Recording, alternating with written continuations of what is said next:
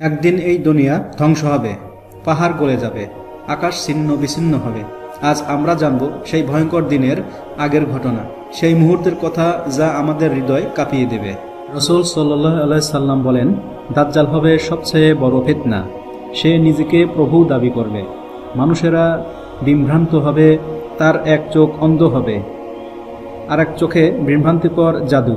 সে জীবন দেবে, মৃত্যু আনবে, আকাশ থেকে বৃষ্টি নামাবে। তাকে অনুসরণ করবে অনেক মানুষ, এমনকি কিছু মুসলিমও। এ সময় আল্লাহ পাঠাবেন একজন সত্যনিষ্ঠ নেতা, ইমাম মাহদী। তিনি অন্যায়ের বিরুদ্ধে দাঁড়াবেন, মানুষকে সত্যের পথে ডাকবেন। তার নেতৃত্বে কিছু মানুষ আবার ইমানের আলোতে ফিরে আসবে। আসমান থেকে ঈসা আলাইহিস সালাম অবতরণ করবেন। তিনি দাজ্জালকে হত্যা করবেন।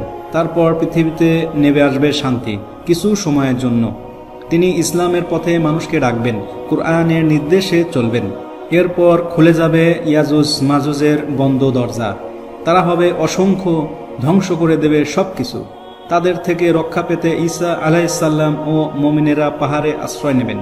আল্লাহ নিজ হস্তে তাদের ধ্বংস করবেন এক ভয়ঙ্কর কীট দ্বারা। তারপর সূর্য উঠবে পশ্চিম দিক থেকে।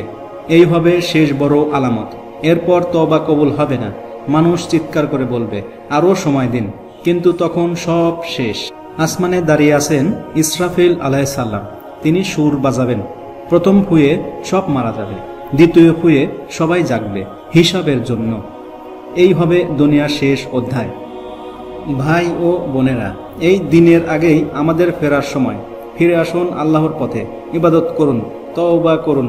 কিয়ামতের ভয়ঙ্কর দিন থেকে বাঁচার একমাত্র উপায় আল্লাহর রহমত।